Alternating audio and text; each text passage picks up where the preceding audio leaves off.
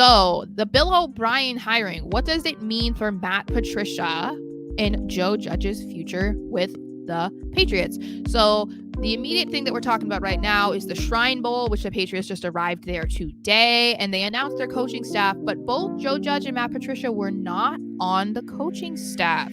So it was reported, I think, by Mike Reese this morning that even though Judge is not listed as a coach, he's going to be there in an advisory role. So that seems like that means that he's going to be on the staff next year. Matt Patricia's contract with the Lions is over now, so they're not paying him anymore, and that's where a lot of rumors began that maybe the Patriots are going to let him go or maybe move him to, like the similar role to what he was originally, like football operations or whatever, like more of the businessy end or whatever, because they're not going to want to pay him a significant amount of money, and that is why he was not ever officially named the offensive coordinator, because then otherwise Patricia would need to be paid by them and the Lions would not be paying him anymore. So I wouldn't be surprised about that. I wouldn't be mad about Judge returning to special teams, but we haven't heard anything about Cam Accord and what's going on there. He's a part of the Shrine Bowl coaching staff, so I think that must be indicative of they're keeping him around as well. Maybe Judge can collaborate with him. I don't know. Something needs to happen with special teams, because that was like one of the worst parts, and I think it kind of was slid under the rug because the offense dominated the headlines so much more with their struggles. I think special teams was kind of worse though. And I think they need to look at that. I don't think that they should just keep Cam Accord there because it's comfortable. So we'll have to see what goes on there. I wouldn't be mad about Patricia leaving. Beantown Breakdown says, I think both are going to take back office jobs and just let them fade out probably. Chris Godwin says, I always say Goodwin. Oh my gosh, it's just because I'm so used to seeing Chris Godwin. But there we go. We should mark that off like every time I say that. Every time I call you Godwin. Judge to special teams, Patricia fired, deported to Canada.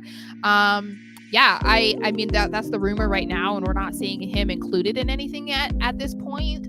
So it might have just been one of those things where they're like, hey, like, we'll bring you back because another team is paying you and we don't have to. And now that they have to be the ones to pay him, they're like, nah, especially since Kraft had been allegedly expressing his unhappiness with how the offense was being coached. I wouldn't be surprised if he was like, we're not keeping Patricia. I don't want to pay him anymore.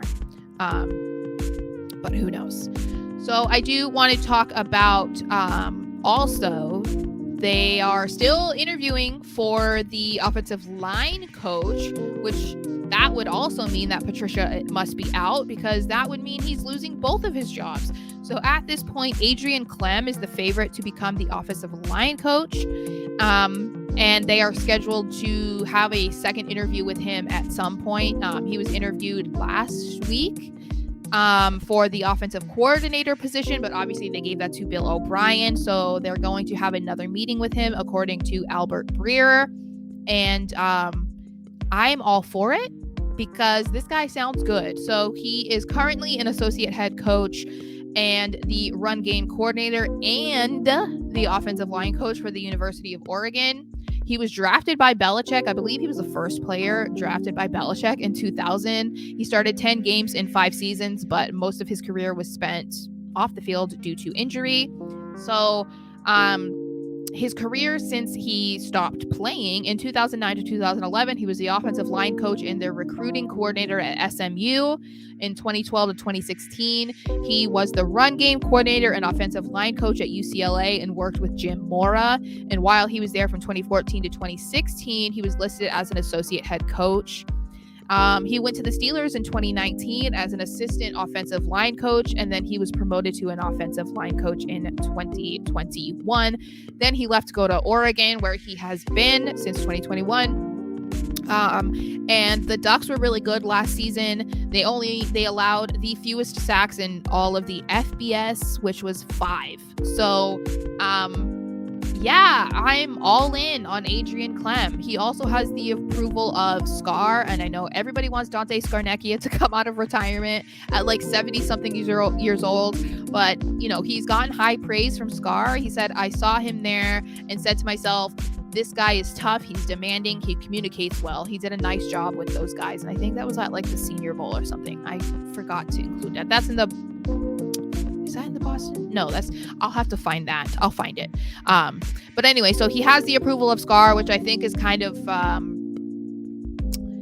a bit of reassuring for anybody who is, wondering how this guy is, because he's only been within a coaching staff in the NFL, from 2019 to 2021. And just because of how bad the offensive line was last year, I think this is the guy that could really put them back on track. He has so much experience, not with just the offensive line, but working with the running backs, recruiting. He was an associate head coach, so he has experience everywhere. And I feel like if they're going to replace a guy who had no experience with a guy that has is almost overqualified, I feel like I'm all in on this. It makes me feel a lot better about the state of the offensive line, because obviously they need to draft some guys or trade for somebody or sign a free agent or free agents. But this seems like the guy that can get them back in line.